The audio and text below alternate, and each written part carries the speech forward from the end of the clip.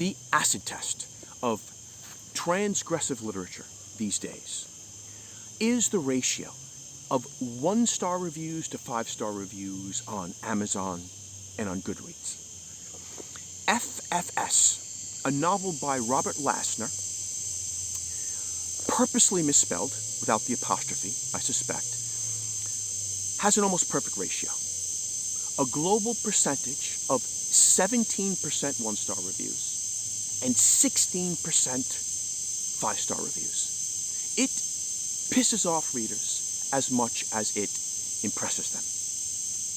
Because Robert Lasner, born and raised in Bayside, Queens, is also the protagonist of this madcap sexcapade, the book could be categorized as autofiction or memoir if it were published today.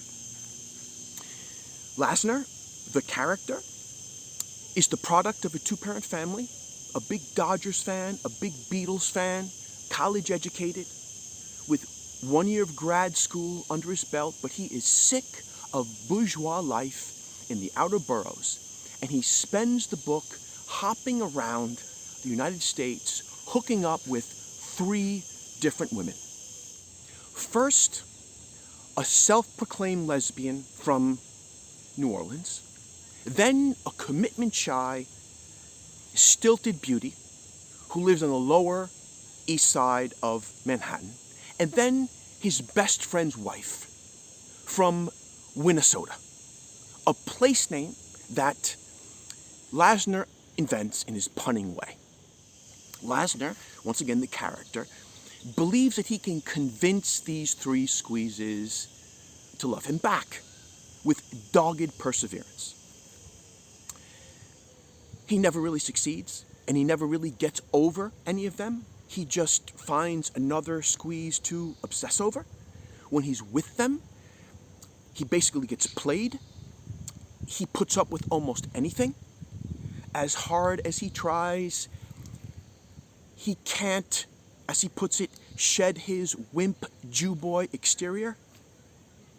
As a former wimp Catholic boy, also born and raised in the outer boroughs, a great lover of baseball and of the Beatles, I could relate. The prose, while not exactly lyrical, has real flair.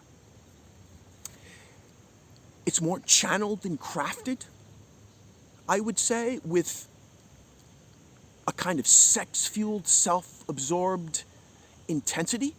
Lasner is definitely in the John Fante, Newt Hamsun, Henry Miller school, but cornier, deliberately, I would say, so that he can make fun of himself.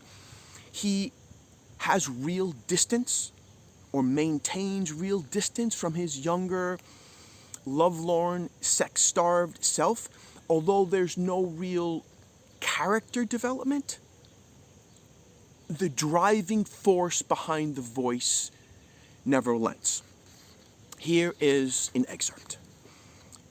Life continued on like that for the next several days or weeks or forever. Crazy times, magical times, boozing times, fucking times, loving times. Each day more incredible than the last. My imagination soaring with the amazement of how each moment with Annabelle Lee was better than the last, each second better than the last minute, each hour better than the last day. I had found my other half, a wild woman genius of the deep south, and I knew we would spend the rest of our lives together. And it wasn't just moi. We were all in, all 3 of us, in the quarter, in love. 3 guys had come down to New Orleans for Mardi Gras, as billions of ape-brained, pimple-bursting, inbred college kids did every year. And what had happened? We had hooked up with the locals.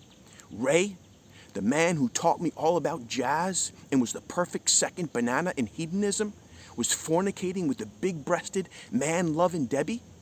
Dan, a possibly educated, yet often inarticulate man, was all cuddles and glances with Donna, a possibly educated yet often inarticulate woman. And of course there was me. I had the best one of all, the belle of the balls.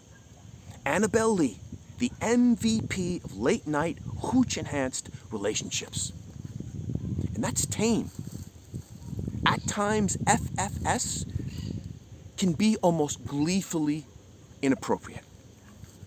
It would send present-day sensitivity readers into conniption fits. It came out in 2002 with IG Publishing, its debut title, in a limited edition, and it sold 6,000 copies without a distributor. Lasner helped found IG Publishing with his wife, and the press is still going strong. I hope it has not lost its edge.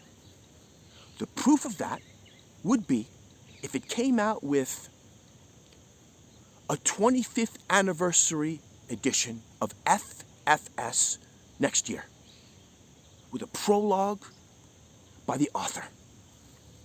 I am proposing it here on Book Rants. A quick reminder, to support the cause, you can always like, comment, or follow, or if my passion and insights about literature make you curious about my own attempts at it, there is always My Half Orange, a story of love and language in Seville, published by Tortoise Books in 2023, about the 10 most transformative years of my life when I moved from New York City to Seville, Spain in 2005, met a local woman, and started a family with her without hardly speaking Spanish. I plan to soon upload an audio version to Substack, Rants from a Foreign Land, John Julius Reel. Follow me there to receive all my updates by email. Thanks, good people.